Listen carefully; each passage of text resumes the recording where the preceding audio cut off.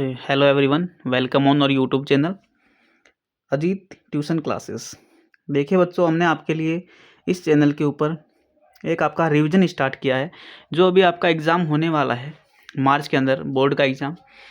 तो ये जो हमारी कक्षाएं हैं वो आरबीएससी, एचबीएससी और जो भी बिहार बोर्ड है, यूपी बोर्ड है, और बेसिकली एनसीईआरटी का जो सिलेबस है उसके ऊपर बेस के ऊपर पूरा हमारा सिलेबस रहने वाला बच्चों। ठीक है, जहाँ मैं इंपॉर्टेंट चीज़ें बताऊँ उसको आप नोट करते जाना और अपना सिलेबस जो है रैपिडली मेरे साथ रिवाइज करते रहना। ठीक है, क्योंकि इतना एग्ज़ाम में टाइम बचा नहीं, अभी जनवरी चल रहा है, तो हम कोशिश करेंगे कि आपका जल्दी से जल्दी सिलेबस जो है वो ख़त्म हो जाए। ठीक है, चलिए आज से हम पहला चैप्टर शुरू कर रहे हैं, वास्तविक संख्याएँ। ये जो कक्षा 10 का पहला चैप्टर वास्तविक संख्याएँ। देखो बच्चों, वास्तविक संख्याएँ पढ़ने से पहले हम एक बार फटाक से एक रिविज़न कर लेते हैं कि वास्तविक संख्याएँ क्या होती। उससे पहले हमें संख्याओं को जानना ज़रूरी है। संख्याएँ क्या होती हैं, उनके प्रकार क्या होते हैं। ठीक है, तो सबसे पहले संख्या क्या होती है। देखो बच्चों, मैंने यहाँ लिखा, गणना करने के लिए प्रयुक्त संकेत संख्या कहलाता है। जैसे ये मेरे पास एक बॉक्स था, ठीक है, इसमें मैंने ये 5 लिफाफे रखे हैं। ठीक है, इस बॉक्स में तो मैंने बोला कितने लिफाफे रखे, तो आपने ये नंबर लिख दिया। तो ये संकेत मेरे को क्या बताता है कि इसके अंदर 5 लिफाफे जो हैं वो रखे हुए हैं। इसका मतलब ये हुआ, हमने एक संकेत का यूज किया है यहाँ पर, क्या करने के लिए, काउंटिंग करने के लिए। उसको ही क्या कहते हैं बच्चों, संख्या कहते हैं। सिंपल सी बात है। ठीक है, और ये संख्या जो वो क्या करता है, क्या दिखाता है, नंबर क्या दिखाता है, मात्रा दिखाता है, क्वांटिटी दिखाएगा, अथवा परिणाम, रिजल्ट दिखाता है। ठीक है, ये दिखाता है। समझ में आ गई। देखिए, अब आगे बढ़ने से पहले हम एक बात यहाँ समझ लेते हैं, संख्याओं के विभिन्न प्रकार। कौन कौन से संख्याओं के क्या क्या समुच्चय।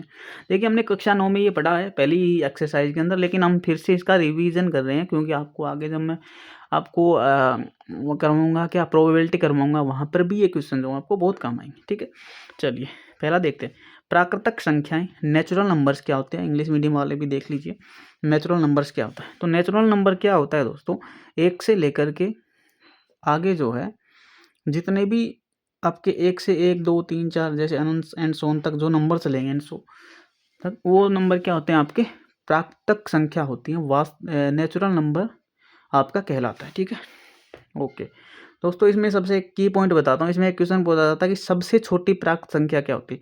तो सबसे छोटी प्राकृतिक संख्या जो दोस्तों, इसको नोट कर लेना पॉइंट को, 1 होती है।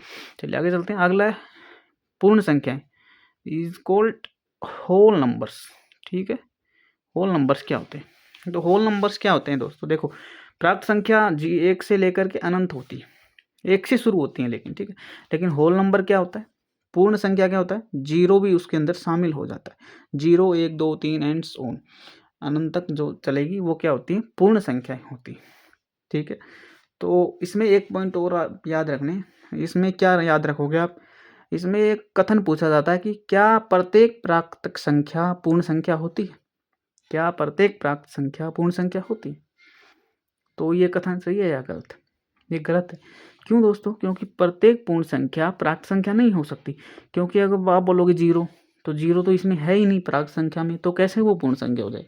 ठीक है, इसका उल्टा, क्या प्रत्येक पूर्ण संख्या प्राप्त संख्या होती, नहीं, ऐसा भी संभव नहीं है। क्यों, क्यों नहीं है, प्रत्येक प्राप्त संख्या पूर्ण संख्या हो सकती है क्या, प्रत्येक प्राक संख्या पूर्ण संख्या, सॉरी इसमें मिस्टेक, प्रत्येक प्राक संख्या जो है वो पूर्ण संख्या होती।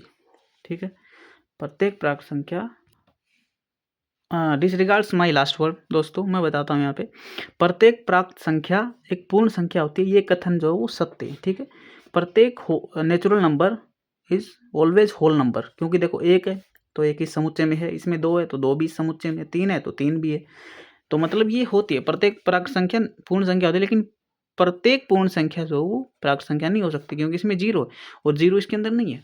ये कथन गलत हो गया। चलिए आगे देखते हैं। आगे है पूर्णांक संख्याएं। पूर्णांक संख्याएं जो होती हैं दोस्तों, इसमें ऋणात्मक और धनात्मक संख्याएं जो वो शामिल होती हैं। ऋणात्मक और धनात्मक संख्याएं शामिल होती हैं और इसमें 0 भी शामिल होता है। जैसे -1, ठीक है, -2, -3, और बीच में 0 आ गया। ठीक है, ऐसे इधर हो गया 1, 2, 3। ये जो समुच्चय होता है संख्याओं का, इसको कहते हैं दोस्तों पूर्णांक संख्या, ठीक है, इसको क्या कहते हैं, पूर्णांक संख्या होती है, जिसमें ऋणात्मक और धनात्मक पूर्ण संख्याएं शामिल होती हैं, ठीक है। पूर्ण संख्या होगी इसमें, लेकिन उसमें इसमें पूर्ण संख्या तो है, लेकिन इसमें नेगेटिव वाली भी है, जीरो भी शामिल होता है, तो ये होती है पूर्णांक संख्या, ठीक है। समझ गए, इसको आप माइनस अनंत से लेकर के प्लस अनंत तक जो है वो पूर्णांक संख्याएं होती है, होल नंबर्स होती है, सॉरी इंटीजर होता है, इंटीजर नंबर इसको बोलते हैं, जेड से रिप्रेजेंट करते हैं इसको, ठीक है। चलिए नेक्स्ट है आपका अप्रीमेय संख्याएं। देखो दोस्तों, अप्रीमेय संख्याएं इरेशनल नंबर,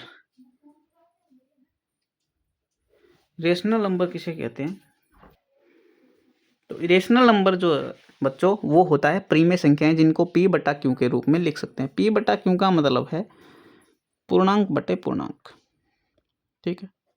लेकिन p not equal to zero and q not equal to zero, ये कभी जीरो नहीं हो सकता बच्चों, ठीक है, q जीरो नहीं हो सकता कभी, ठीक है। नीचे p बटा क्यू में q कभी जीरो नहीं होगा, ठीक है, क्योंकि किसी भी संख्या में जीरो का भाग लगाएंगे तो वो तो अनंत हो जाएगा, तो अनंत जो वो प्रीमेय संख्या नहीं है, ठीक है।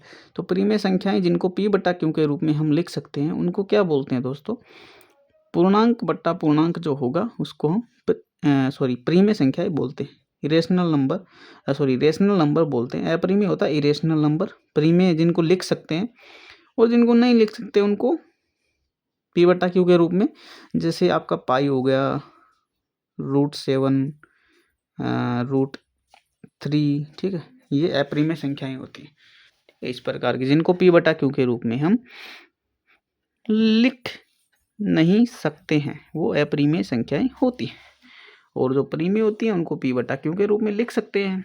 आपको समझ में आया? अच्छा दोस्तों, अब बात आती है वास्तविक संख्याएं क्या होती हैं। देखो वास्तविक संख्याएं क्या होती हैं दोस्तों, प्रीमेय और अप्रीमेय संख्याओं को अगर हम मिला दें, इन दोनों को जोड़ दें, तो हमारी क्या होती है, वास्तविक संख्याएं आती हैं दोस्तों। मतलब वास्तविक संख्याओं के अंदर तो ये सारे नंबर आ गए, प्राकृतिक संख्याएं, पूर्ण संख्याएं, पूर्णांक संख्याएं, प्रीमेय संख्याएं, ठीक है। प्रीमेय के अंदर क्या आ गए, सारे आ गए प्रीमेय संख्याएं। अभी देखो प्रीमेय संख्याएं, पूर्ण संख्याएं भी तो प्रीमेय संख्याएं होती हैं सारी, है कि नहीं, जिनको p बटा क्यू के रूप में लिख सकते हैं। जैसे पूर्ण संख्याएं क्या होती है, 0 1 2 3, तो जैसे हम एक को 1/1 लिख सकते हैं, दो को 2/1 लिख सकते हैं, तो ये क्या है, प्रीमेय संख्या है, p बटा क्यू के रूप में लिख सकते हैं हम इसको, ठीक है। आपने पढ़ा होगा जब आपने शुरू में आपने किया है, तो आपने जो अभी आपका हाफ ईयरली एग्जाम हो चुका है उसमें पढ़ा होगा, ठीक है। ये पूर्ण संख्या होगी, पूर्णांक हो गई, प्राकृतिक संख्याएं भी इसी सेट के अंदर आती है प्रीमेय संख्याओं में। तो वास्तविक संख्याएं बेसिकली, तो दोस्तों आगे देखते हैं अभाज्य संख्याएं क्या होती हैं। देखो अभाज्य नहीं, प्राइम नंबर, प्राइम नंबर क्या होता है दोस्तों, हम एक बार देख लेते हैं, थोड़ा सेटअप आ नहीं रहा होगा शायद इसके अंदर, हाँ आ गया, ठीक है। चलो अभाज्य संख्याएं क्या होती हैं दोस्तों, प्राइम नंबर क्या होते हैं, जिनके केवल दो ही गुणनखंड होते हैं, ठीक है, जिनके केवल दो ही फैक्टर होते हैं दोस्तों, that is called prime number, ठीक है। 2 3 5 7 11, देखो दो को क्या लिख सकते हो, क्या लिख सकते हो, दो के कितने गुणनखंड हो सकते हैं दोस्तों, कितने हो सकते हैं, दो ही हो सकते हैं, जिनके केवल दो ही गुणनखंड हो सकते हैं। एक वो खुद, एक तो ये खुद है, एक है इसका, ठीक है।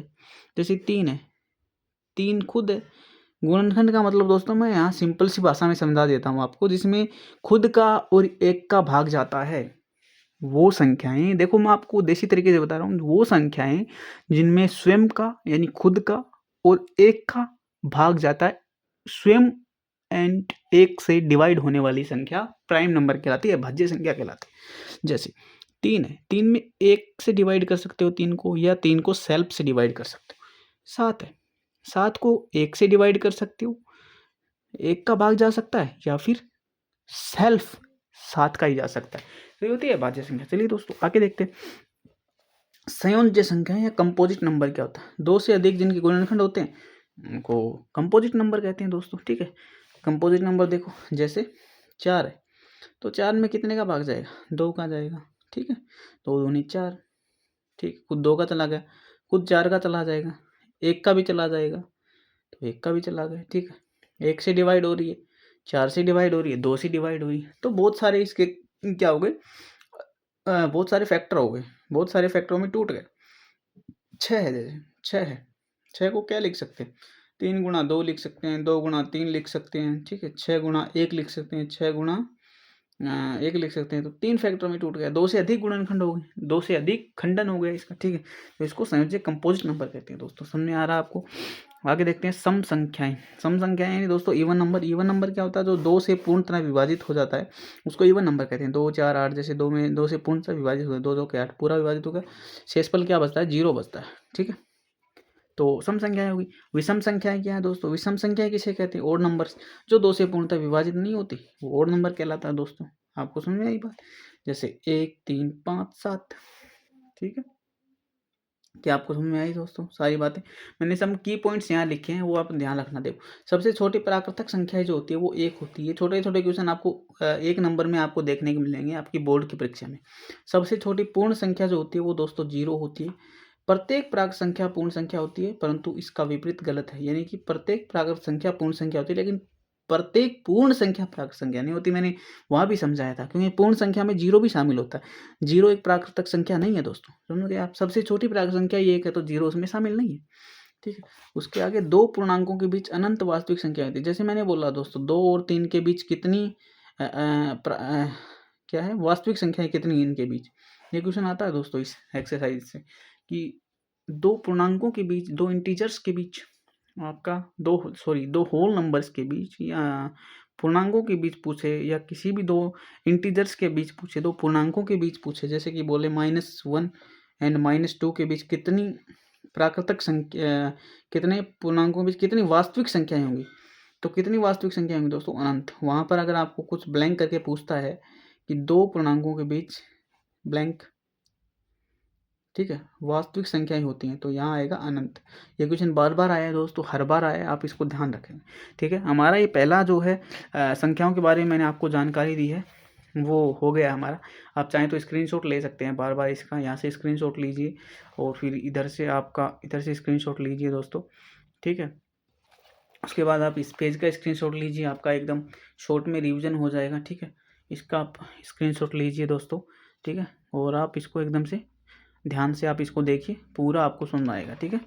चलिए, थैंक यू दोस्तों हमारे अजीत ट्यूशन्स क्लासेस के ऊपर बनने के लिए, और आप लगातार हमारे साथ बना रही है। आपके एग्ज़ाम तक आपकी इतनी प्रिपरेशन हो जाएगी। अभी क्या है कि ये एक्सरसाइज का इंट्रोडक्शन था, मैं आपको ऐसे की पॉइंट्स कराने वाला हूँ, ऐसे क्वेश्चंस कराने वाला हूँ जो डायरेक्ट हिट करते हैं एग्जाम के अंदर। पुरानी बुक्स मेरे पास हैं जो हमारे टाइम पे चलती थी, ठीक है, तो उनसे मैं क्वेश्चंस कराऊंगा आपको डायरेक्ट। पुराने जो ओल्ड एग्जाम्स जो 2017, 18, 19, 20 के हैं वो भी मेरे पास हैं, ठीक है। तो थैंक यू दोस्तों, जय हिंद, जय भारत।